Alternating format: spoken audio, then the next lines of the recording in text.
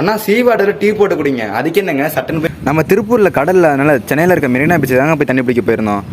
நாங்கள் போன time சண்டேனால full க்ரௌடாக இருந்துச்சு.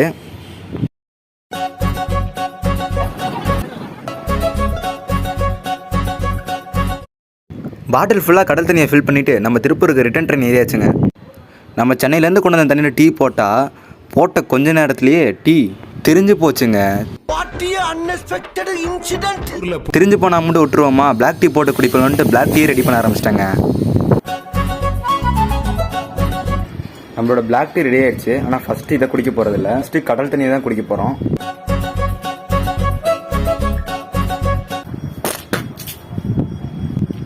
செம்ம உப்புங்க, குடிக்கவே முடியல.